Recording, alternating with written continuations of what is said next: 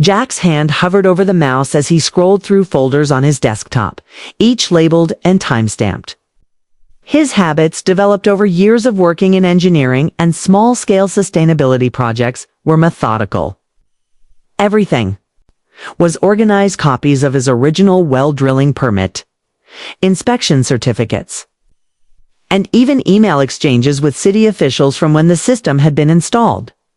There was no doubt what had been done was not only unannounced, was unjustified. Later that afternoon, Jack drove to the Homeowners Association office. It was located inside the clubhouse near the community tennis courts, a place he had only passed by, never entered. Inside, he was greeted by a receptionist who smiled politely until she saw Jack's name. "Oh, Mr. Miller," she said, hesitating. "I believe the board is not available today." Jack remained composed. "That's fine. I'd just like to leave these documents for their review. Please let them know I'll be following up in writing." He handed her a sealed envelope containing a full timeline of events, copies of his permits, and photographs of the well damage. He smiled briefly, thanked her, and walked out without saying another word.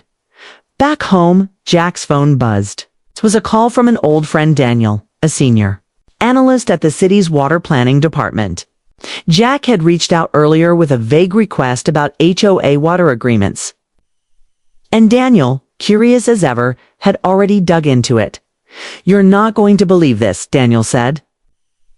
"The HOA has a community water contract that comes up for renewal every 5 years. The renewal is due in less than 6 weeks. Jack straightened up. "Interesting. Any conditions on that renewal?"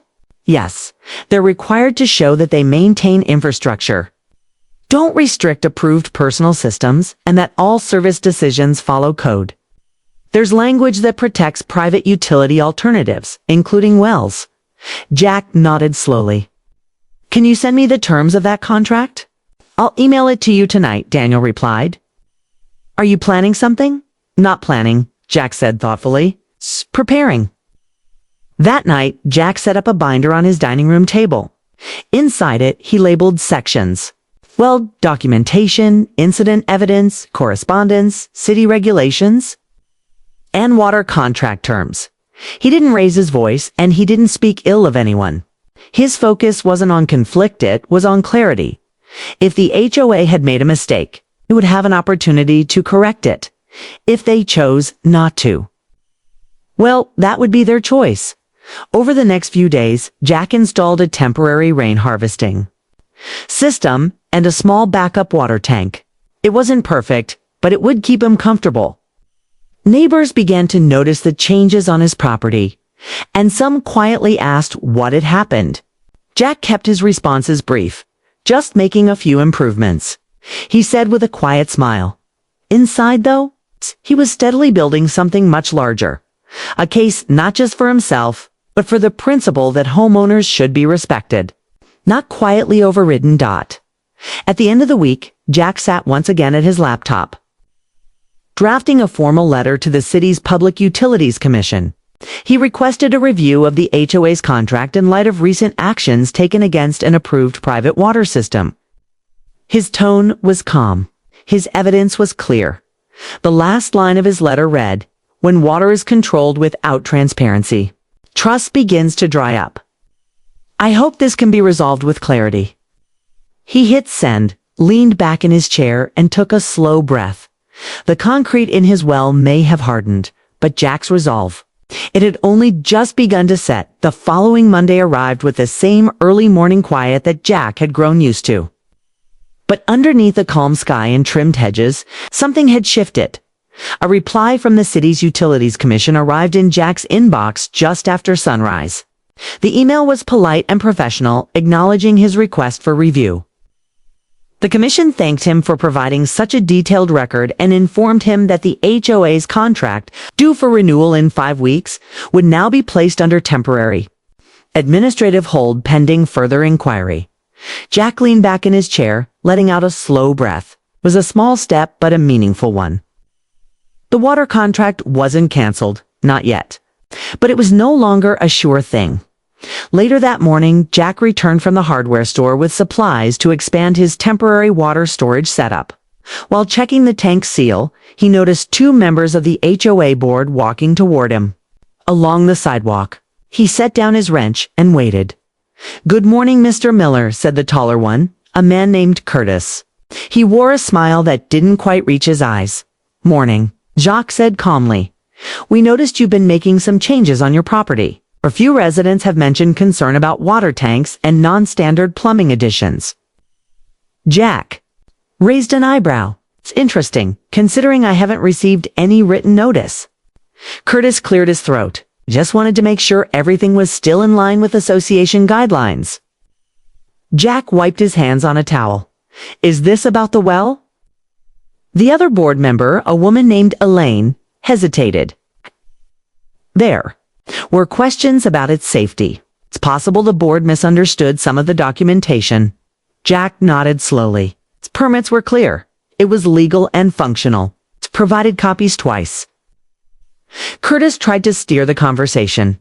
"What matters now is making sure everything moves forward smoothly. No need to escalate things, right?" Jack met his gaze. "Agreed. Which is why I've already submitted everything to the city." The pause that followed was brief, but revealing. Curtis offered a tight-lipped smile. "We hope you'll keep the community's best interest in mind." Jack didn't respond with anger. Instead, he picked up his wrench again. "I always have." As the board members walked away, Jack returned to work. His hands moved with precision, but his mind was focused. Elsewhere, their visit confirmed it. They knew the city was involved. They just hadn't figured out how deep it ran yet. That afternoon, Jack received another call from his friend Daniel at the city office. "You've stirred up quite a bit of attention," Daniel said with a chuckle. "Our legal team is now reviewing the HOA's infrastructure logs and their handling of utility access. Anything unusual so far?" Jack asked. "Plenty," Daniel replied. "Some maintenance delays, outdated compliance reports, and no documentation supporting the decision to seal your well." "It doesn't look good for them." Jack thanked him and hung up. Things were beginning to shift, and the pressure was no longer his alone to carry. As the week unfolded, small signs of tension began to ripple through the neighborhood. A few residents noticed brief water pressure dips in the early mornings. Others mentioned a city inspector walking the streets with a clipboard. The HOA sent out a generic email assuring everyone that routine seasonal maintenance was underway. Jack said nothing publicly. He simply focused on his own home, tending his garden, adding a rain diverter to the side gutters, and storing each update in a file marked prepared. Still, he wasn't working alone anymore. Few neighbors approached him quietly. "Is it true they damaged your well?" one asked. Jack nodded. "They did. Are you going to sue?"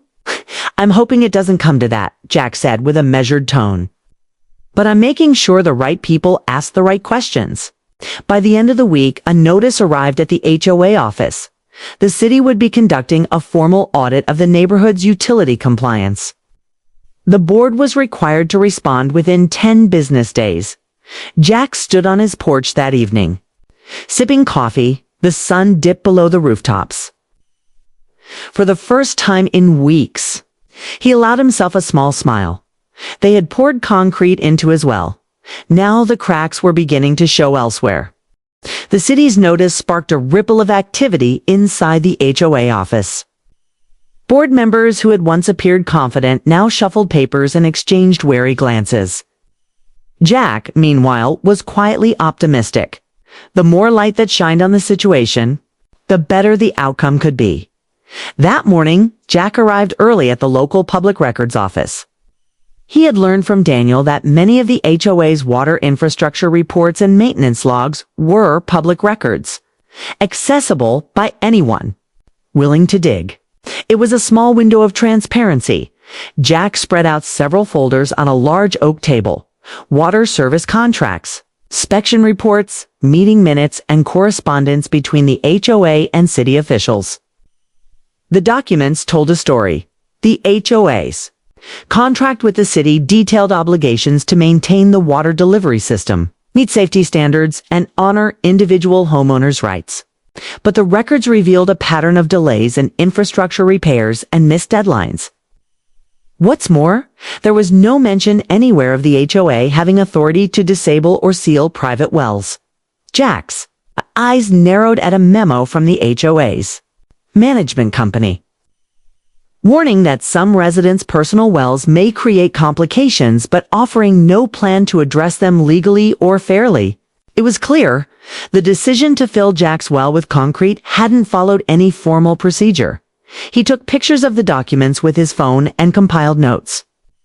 This was becoming more than a personal grievance. It was a clear issue of governance and responsibility. Later that afternoon, Jack returned home and reviewed a list Daniel had sent, names of city officials and departments involved in utility oversight. With a deep breath, Jack began drafting an inquiry letter to the city attorney's office, summarizing his findings and requesting a full investigation. While Jack worked, neighborhood's water systems seemed to show signs of strain. The following morning, a brief but noticeable drop in water pressure caused whispers among residents. Jack heard about it when a neighbor stopped by. "Hey Jack," she said, lowering her voice. "Did you notice the water was off this morning?" Jack nodded. "I heard. The city inspectors must be asking questions." The neighbor smiled, relieved. "Good. Maybe they'll fix what the board's been ignoring." Jack's focus remained steady. He knew this wasn't just about a single, or one incident. It was about accountability, ensuring the neighborhood's water service was reliable, transparent, and fair for everyone. Midweek brought a surprise. The HOA board scheduled a special meeting to discuss recent events. Flyers were distributed, inviting all residents to attend. Jack planned to be there. He wanted to hear what the board would say. Now that the city was involved. The evening of the meeting, the community center was full. Residents whispered as the board members took their seats. Jack sat near the back, notebook in hand, watching carefully. Curtis, the board president, opened the meeting. "We are aware of concerns regarding water services and recent actions taken at individual properties," he said. "We intend to cooperate fully with city officials." Several residents raised questions, some direct, others tentative. A few mentioned Jack's well. When Jack was asked to speak, he calmly shared the timeline and facts, emphasizing cooperation and community well-being. "I believe we all want a reliable water supply," Jack said. "That includes respecting legal rights and following proper procedures. No one benefits from unilateral actions that create division." A murmur of agreement rippled through the room. After the meeting, a handful of neighbors approached Jack, expressing support and gratitude for his steady approach. As Jack walked home under a moonlit sky, he felt a quiet confidence growing. The concrete in his well had been a harsh symbol, but the foundation for change was now laid. The city's inquiry was underway. The HOA was under pressure, and the neighborhood's eyes were opening. Water was essential. So was fairness. Jack was determined to see both restored. The morning after the community meeting, Jack felt a shift in the air. Conversations among neighbors were no longer whispered in shadows, but spoken openly over fences and sidewalks. The city's involvement had turned private grievances into a public matter, and the HOA board was feeling the weight of increased scrutiny. Jack's phone rang just after breakfast. It was Daniel, his friend at the water planning department. "Jack, the city inspectors are scheduled to visit the neighborhood tomorrow," Daniel said. "They want to conduct a thorough review of the water infrastructure and the HOA's compliance with the contract." Jack nodded, though Daniel couldn't see him. "Thanks for the heads up. I'll be ready." The following day, Jack stood near his driveway as two city officials arrived, clipboards in hand and badges visible. They greeted him politely and explained their mission: an in-depth assessment of the community's water systems, including individual wells, communal infrastructure, and the HOA's maintenance records. Jack showed them around his property, highlighting the history of his well, the damage caused by the concrete, and the steps he had taken to maintain alternative water supplies. The inspectors listened attentively, asking detailed questions about permits and water quality over the next 2 days. The inspectors visited several homes, reviewed the HOA's records, and spoke with board members. The HOA office, usually a quiet place, buzzed with activity as staff hurried to produce documents and answer queries. Meanwhile, she continued to gather support from neighbors who had privately shared concerns about the water system but had been hesitant to speak up. With his calm, fact-based approach, he encouraged them to attend upcoming hearings and voice their experiences. On the third day, Jack received an unexpected call from the city attorney's office. The voice on the other end was formal but not unfriendly. "Mr. Miller, we appreciate your cooperation and the information you have provided," the attorney said. "Our preliminary findings suggest that the HOA may have acted outside the scope of their authority in sealing your well." Jack kept his tone measured. "I'm glad the city is reviewing this carefully," the attorney continued. "We are preparing recommendations to ensure homeowners' rights are protected and that the HOA complies fully with all regulations moving forward." Jack thanked the attorney and hung up. Though the process was far from over, the momentum was clearly on his side. That evening, the neighborhood newsletter included a brief update. The city had initiated a formal audit of the HOA's water management, and all residents were encouraged to attend the next board meeting, where findings would be discussed. When Jack arrived at the meeting, the atmosphere was noticeably more tense than before. Board members appeared more reserved, their previous confident posture replaced by cautious attentiveness. Curtis addressed the room, acknowledging the city's inquiry and promising full cooperation. He urged residents to stay calm and patient as the investigation proceeded during the public comment period. Jack spoke again, emphasizing the importance of transparency and fair treatment for every homeowner. His voice was steady and respectful. Several neighbors echoed his sentiments, sharing their own experiences and concerns. It became clear that Jack's efforts had sparked a broader conversation about governance and community trust. After the meeting, Jack was approached by Elaine, the board's vice president. Her tone was softer now. "Jack, I want to thank you for handling this with integrity," she said. "It's been a challenging situation, but your approach has helped us all." Jack nodded. "We're neighbors first. That means working together to solve problems." Walking home under the cool night sky, Jack reflected on the journey so far. What had started as a personal injustice was evolving into a catalyst for positive change. The concrete in his well was still there, but the foundation of his neighborhood's future was shifting beneath it. The city was watching, the community was listening, and Jack's quiet determination was making waves. Sometimes, the strongest stand is not the loudest one, but the one built on patience, facts, and an unwavering commitment to fairness. In the days following the city's audit announcement and the board meeting, Jack found himself increasingly involved in conversations with his neighbors. What had once been a quiet residential street was now a hub of dialogue and cautious optimism. One afternoon, as Jack worked in his garden, his next-door neighbor Linda approached him. She was a longtime resident, known for her quiet strength and love for community events. "Jack," she said, "I've been thinking about what you said at the meeting, about fairness and working together." Jack looked up, wiping sweat from his brow. "I appreciate that, Linda. Want to help," she continued. "I know some folks are still wary of speaking out, but maybe if we come together, we can make sure everyone's voice is heard."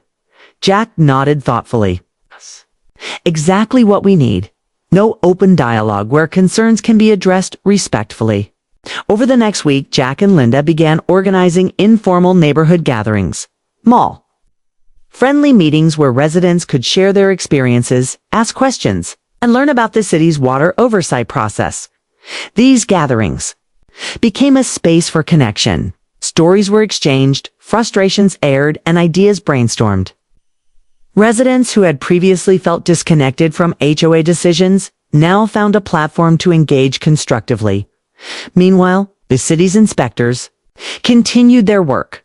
Reports trickled in indicating that multiple areas of the HOA's water management required updates or clarification.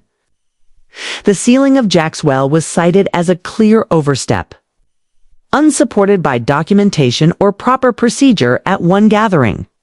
Jack explained the legal language in the water contract that protected homeowners' rights to maintain private wells. Many attendees expressed surprise, having assumed the HOA held more authority than it actually did. "It's about balance," Jack said. "The HOA manages common resources, but individual rights are equally important." Encouraged by growing community support, Jack drafted a proposal suggesting a committee of residents be formed to liaise between the HOA board and homeowners, ensuring better communication and transparency. Linda helped distribute flyers inviting interested neighbors to participate. The response was overwhelmingly positive. At the next HOA meeting, Jack presented the idea. After some discussion, the board agreed to establish the committee on a trial basis. Curtis, the board president, even volunteered to serve as an advisor. This was a turning point. The once tense relationship between Jack and the board began to ease, replaced by cautious collaboration.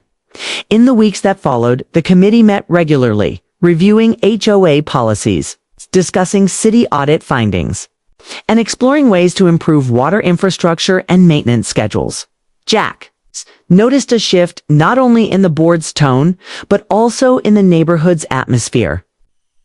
Conversations became less about conflict and more about solutions. One evening, as Jack walked home from a committee meeting, he passed by his well. The concrete still sealed it, a visible reminder of past challenges.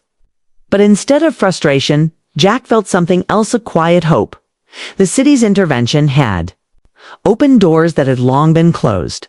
The HOA was beginning to listen, and the community was finding its voice. Change was slow, but real, and for Jack, that was worth every step. The neighborhood committee quickly became a fixture in the community. Jack, Linda, and several other residents worked diligently to bridge gaps and promote transparency. It wasn't always easy. Old frustrations lingered, and skepticism occasionally surfaced during meetings. But the group's commitment to respectful dialogue set a new tone. One afternoon, the city's lead inspector, Ms. Harper, visited Jack's home to discuss preliminary audit results in person. "We found multiple areas where the HOA's maintenance practices fell short of regulatory standards," she explained. "Your well sealing is a clear example of unauthorized action." Jack nodded. "What's the next step?" Ms. Harper smiled reassuringly. "The city will issue formal recommendations to the HOA. They will need to implement corrective measures, including restoring homeowner access where appropriate." Jack felt a weight lift from his shoulders. The process was moving forward, and the city was taking his case seriously. Back at the neighborhood committee meeting, discussions turned toward practical solutions. The group proposed a phased plan to upgrade water infrastructure, improve record keeping, and establish regular communication with homeowners. Linda suggested hosting educational workshops to help residents understand water regulations and their rights. Curtis, the HOA president, surprised some by volunteering to spearhead these efforts alongside the committee. "We need to rebuild trust," he said earnestly. "I want to ensure we get it right this time." Jack appreciated the gesture, though he remained cautious. Years of strained relations couldn't be undone overnight. Still, he recognized the sincerity. On the following weeks, the committee hosted its first workshop at the community center. Attendance exceeded expectations. Topics included water conservation, well maintenance, and understanding HOA bylaws. Jack was invited to share his story not as a grievance, but as an example of standing up constructively for one's rights. The room was filled with nods and thoughtful faces. Conversations sparked new connections, and neighbors began to see each other less as adversaries and more as partners. Meanwhile, The HOA submitted a formal response to the city's recommendations, outlining plans to comply and improve. Jack reviewed the documents carefully. While some language was vague, overall, the tone was cooperative. The city scheduled a follow-up inspection in 3 months to assess progress. Outside of meetings and workshops, Jack's life began to settle into a new rhythm. He repaired and maintained his garden, exchanged greetings with neighbors, and found satisfaction in small moments of community rebuilding. One evening, as Jack and Linda walked through the neighborhood park, they paused to watch children playing near the fountain. "It's amazing what can happen when people start listening," Linda said softly. Jack smiled. "It takes patience and persistence, but it's worth it." The concrete in Jack's well remained a silent testament to past conflict, but the neighborhood was healing. Foundations were being laid not just in pipes and contracts, but in trust and respect. Jack knew the journey was far from over. There would be challenges ahead, negotiations to navigate, and vigilance to maintain, but for the first time in a long while, he felt hopeful. Change was flowing steady, sure, and unstoppable. Months passed since the city had initiated its audit, and the neighborhood was beginning to feel the benefits of the changes underway. Jack's efforts, along with the committee and city officials, had sparked improvements that residents now noticed in their daily lives. One sunny morning, Jack stood by the community water station, where new filtration systems had recently been installed. Neighbors gathered nearby, chatting about the updates and sharing stories about the workshops they had attended. Curtis, the HOA president, approached with a more relaxed demeanor than Jack had ever seen. "Jack, I want to thank you," Curtis said, extending a hand. "Your persistence pushed us to look deeper and act faster." Jack shook his hand, acknowledging the gesture. "We all want what's best for the neighborhood." The improvements were not just technical. The communication channels between the HOA and homeowners had opened up, with regular newsletters and transparent updates becoming the norm. Residents who had once felt hesitant to engage were now participating in meetings and offering suggestions. One evening, during a committee session, Jack shared an update from the city's follow-up inspection. The report was positive. The HOA had met key milestones in addressing infrastructure issues and had made strides toward better governance. "It's a solid step forward," Jack told the group. "But we have to keep this momentum going." Linda nodded. "It feels like we're moving from conflict to collaboration." At home, Jack reflected on his wealth. Concrete remained, but its presence was no longer a symbol of loss. Instead, it reminded him of resilience and the power of steady, informed action. Neighbors had begun asking Jack about how to protect their own rights and manage their water resources responsibly. He gladly shared what he had learned, encouraging them to stay informed and involved. One afternoon, a local reporter visited to cover the story of the neighborhood's transformation. Jack and Curtis spoke candidly about the challenges and the progress made. The article highlighted the importance of community engagement, respect for homeowner rights, and the role of local government oversight. It was a quiet victory, but one that resonated beyond their streets. As summer deepened, the neighborhood hosted its first Water Awareness Day, featuring educational booths, demonstrations, and fun activities for families. Jack watched as children played near the restored fountain, laughter filling the air. In that moment, the neighborhood felt whole again. Jack knew challenges could arise in the future: governance issues, infrastructure concerns, or unexpected conflicts. But the foundation was stronger now. He was ready for whatever came next. The neighborhood had transformed in ways few could have imagined. When Jack first discovered his well had been filled with concrete, the initial shock and frustration had gradually given way to a collaborative spirit and a renewed commitment to fairness. Jack stood on his porch one evening, watching the sun dip behind the trees. The warm light cast a golden hue across the street, where neighbors tended gardens, chatted on front steps, and kids played in the yard nearby. He thought about the journey of the obstacles, the meetings, the city inspections, and the countless conversations. What had started as a personal battle had evolved into a community movement. At the latest HOA meeting, the board announced a plan to remove the concrete ceiling on Jack's well and to restore it to functional condition. It would take time and permits. The commitment was official. Jack's heart lifted. The concrete was no longer a barrier, but a symbol of what had been overcome. The city's involvement had been instrumental, but so too was the neighborhood's willingness to listen, to learn, and to change. Jack's committee had grown, attracting new members eager to ensure transparency and fairness continued. The HOA had agreed to regular audits and open forums, creating a culture of accountability. Even Curtis, once defensive and guarded, had become an advocate for positive governance, often praising the committee's role in healing past wounds. One afternoon, Jack met with city officials to discuss plans for well restoration and water infrastructure improvements. The process was meticulous but hopeful. "I'm glad to see this progress," said Ms. Harper, the lead inspector, smiling. "Shows what can happen when people work together." Jack nodded. "It's been a long road, but it's worth it." As the neighborhood prepared for the upcoming Water Awareness Day, a celebration of their shared resources and community spirit, Jack felt a deep sense of peace.